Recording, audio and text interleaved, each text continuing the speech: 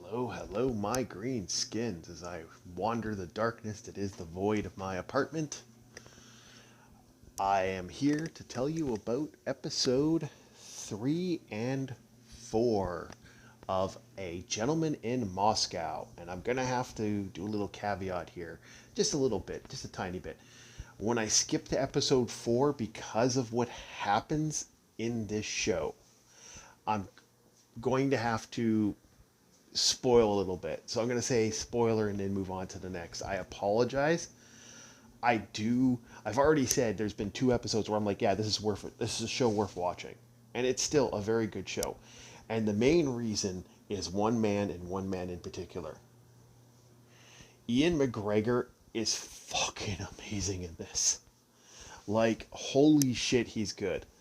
Although I will admit, episode 4 is going to have some little bit of things. But for episode 3, he does a great job in this. And it's fun watching him play his role. This is an amazing show. And I don't think this show is going to be ever... I don't know if the show will ever hit Russia's shores because of how kind of they operate. But this is such an amazing show. They did a phenomenal job with a show that just worked. It's just all around working. I'm impressed. Episode 3 was really good. And now episode 4, this is where we get the spoilers. Okay, so episode 4 is the start of me kind of giving you guys stuff. So right here, I want you guys, if you want to watch this show, I have to advance it a little bit. A big change happens between 3 and 4.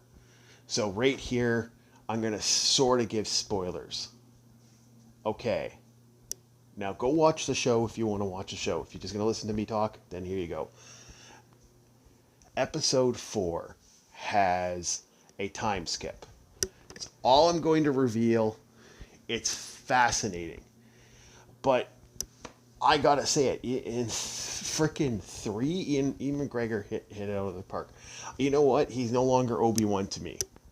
Ian is the Count. He has now become the Count. His acting in this is so good. He is now the Count.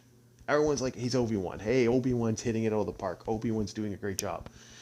This was really good. And this is building to an interesting thing.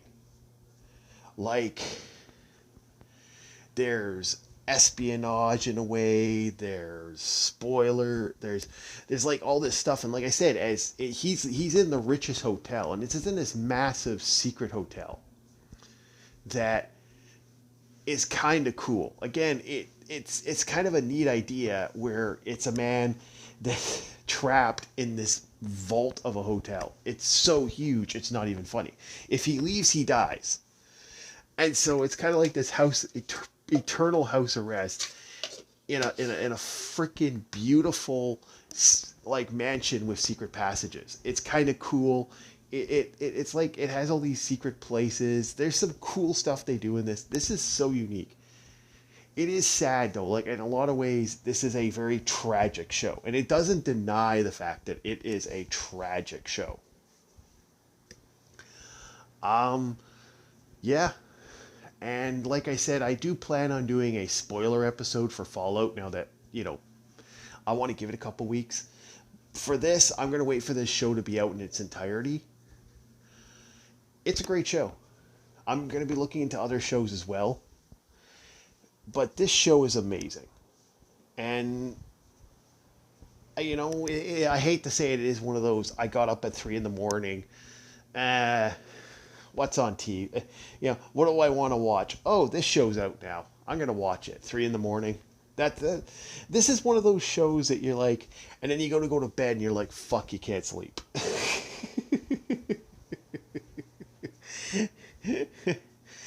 This had a lot of good drama, and I absolutely enjoyed this. Totally worth it. 10 out of 10. I say watch this show. If you can, this show is worth watching. I think Paramount Plus did a good job.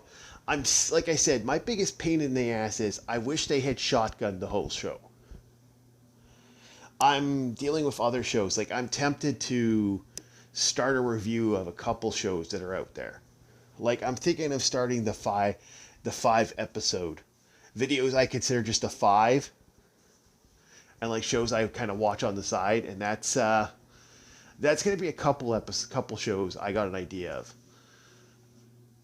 There's a lot of ideas, but this is phenomenal. And like I said, I bridged the gap. I try to get as many shows, and this is one of those dramas. It's a great drama. This is better than most. And that's the best I can say. The acting is good. The change in actresses, because like I said, there's a time skip. Like the actress who plays Nina, she's like part of all the promotional stuff, so you'll see her.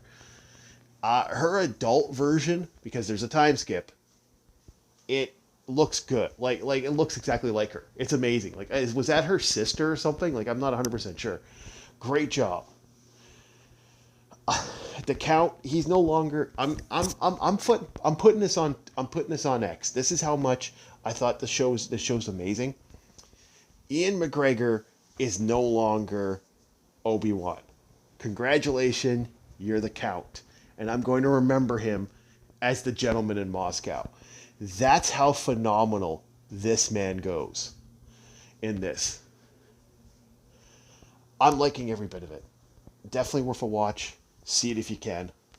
I'd like to thank everybody. And if you guys want me to kind of dig in deeper, like I said, there's going to be inevitably a Fallout episode eventually.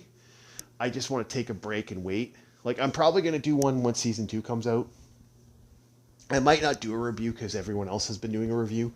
I might do a review of this because I don't see anyone doing A Gentleman in Moscow right now. I seem to be the only one reviewing the show.